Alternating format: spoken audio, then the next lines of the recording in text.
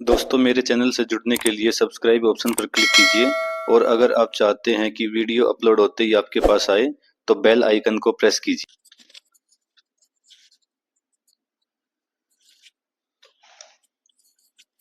नमस्कार दोस्तों स्वागत है आपका मेरे YouTube channel astrology with Lalit पर।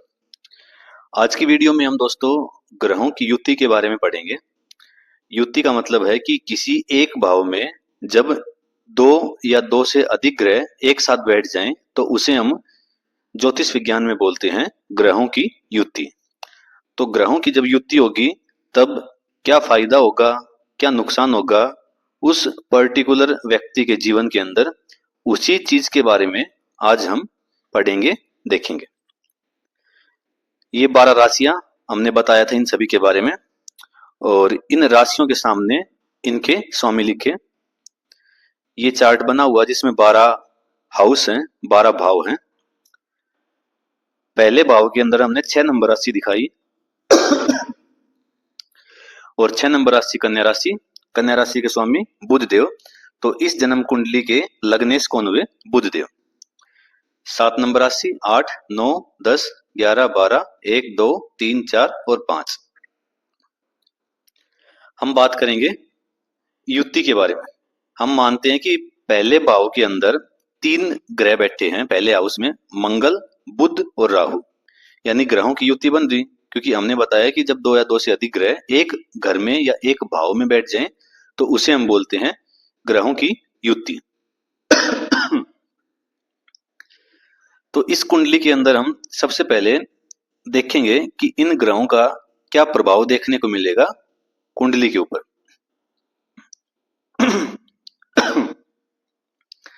6 नंबर राशि पहले भाव में कन्या राशि, स्वामी बुध देव।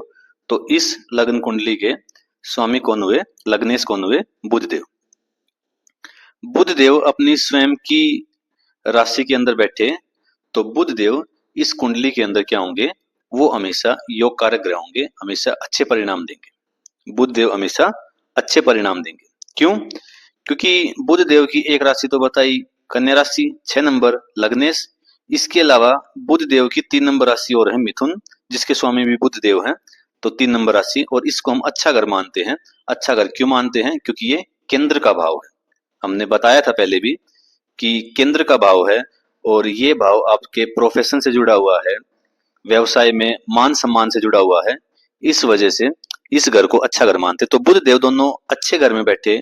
बुध देव इस कुंडली के लग्नेश हैं, इस वजह से बुध देव इस कुंडली में योग कारक ग्रह साबित हुए, यानी इस कुंडली में हमेशा वो अच्छे परिणाम देंगे। उसके बाद बात करते हैं मंगल देव की। मंगल देव पहले भाव में बैठे।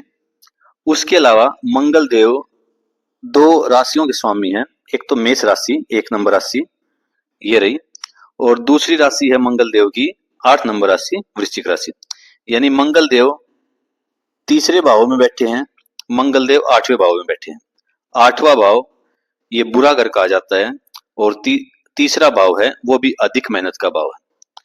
तो मंगल देव 2 बुरे भावों में बैठने की वजह से, और उसके अलावा मंगल देव लग्नेश के शत्रु भी हैं, तो इस वजह से मंगल देव इस जन्म कुंडली के अंदर मारक ग्रह साबित होंगे, यानी ये अच्छे परिणाम नहीं देंगे। उसके बाद तीसरा है राहु। राहु छाया ग्रह है, हमने बताया था। तो ये परिणाम देगा किसके अनुसार? कि ये किस भाव में बैठा है, किस राशि के साथ बैठा है। ठीक।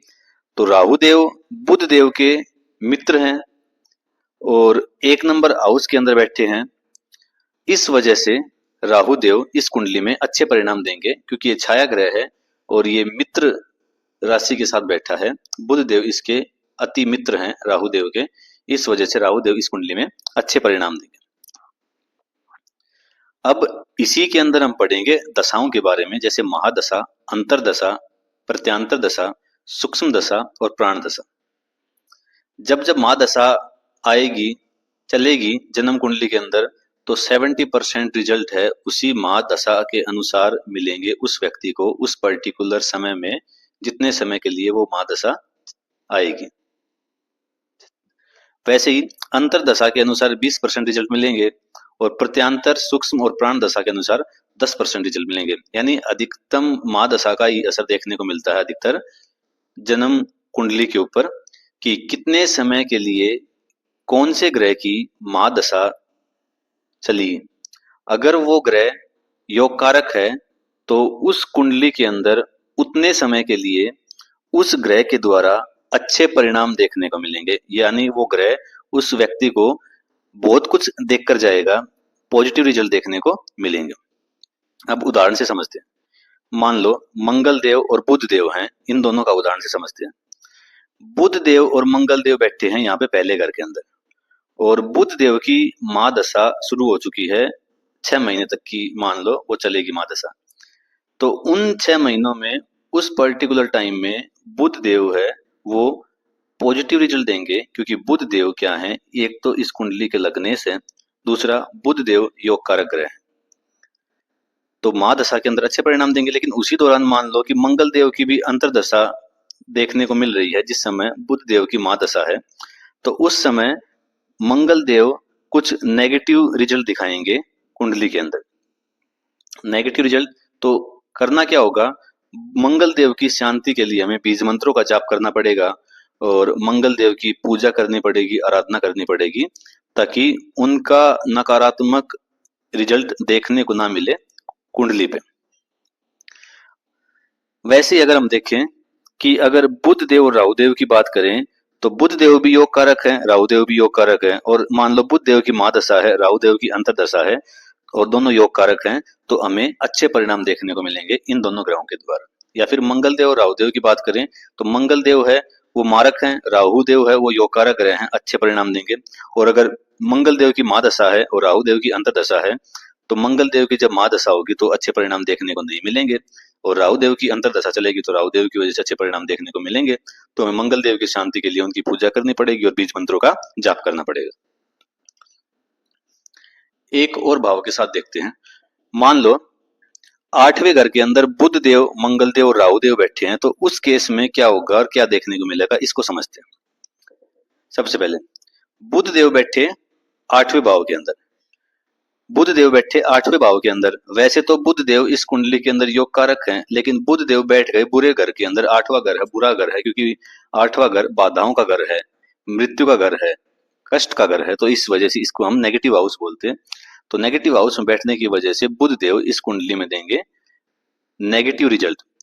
तो अगर कोई व्यक्ति ये सोच के कि बुध देव तो योग कारक हैं, तो मैं बुध देव के अनुसार रत्न धारण कर लूं, तो उसकी वजह से उसके जीवन में बहुत नेगेटिव चीजें देखने को मिलेंगी, उसका जीवन बर्बाद हो जाएगा। ऐसे केस में क्या करना चाहिए, हमें सिर्फ बुध देव की पूजा करनी है, बीज मंत्रों का जाप करना है, रत्न का धारण नहीं करना। कोई ज्योतिषी अगर तुम्हें कहे कि रत्न धारण कर लो तो नहीं करना है, क्योंकि बुध देव यहाँ पर मारक ग्रह होंगे, क्योंकि वो बुरे घर के अंदर बैठे हैं। अगर आपने रत्न धारण कर लिया तो बुरे घर में बैठे मारक ग्रह हैं, तो उसकी पावर और बढ़ जाएगी, यानी और ज्यादा स्पीड से बुरे रिजल्ट देंगे वो आपकी कुंडली के अंदर। वैसे बात करें मंगल देव की, तो मंगल देव हैं वो 8वें घर के अंदर बैठे, 8वां घर बुरा घर है, और मंगल देव अपनी स्वयं की राशि में बैठ गए। तो हमने पढ़ा था कि 6, 8, 12 का मालिक अगर 6, 8, 12 में बैठ जाए तो राजयोग बनता है। तो 8 का मालिक एक मेष राशि मंगल देव, तो ये 6, 8, 12 का मालिक 6, 8, 12 में बैठा है, तो राजयोग बनना चाहिए। लेकिन यहाँ पे राजयोग नहीं बन रहा, क्योंकि राजयोग बनने के लिए क्या कंडीशन है कि 6, 8, 12 का मालिक 6, 8, 12 में बैठना चाहिए, और उसके अलावा लग्नेश है वो बलवान होना चाहिए। लेकिन इस केस में लग्नेश यानी बुध देव बलवान नहीं रहे। क्यों नहीं रहे, क्योंकि वो स्वयं बुरे घर में आके बैठ गए।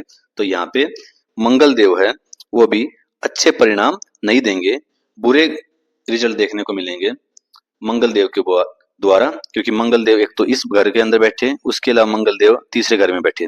तीसरा घर अधिक मेहनत का घर है, और 8वां घर हमने बता ही दिया, मृत्यु का, कष्ट का, डीप स्टडी, बाधाएं, तो ये भी नेगेटिव हाउस है।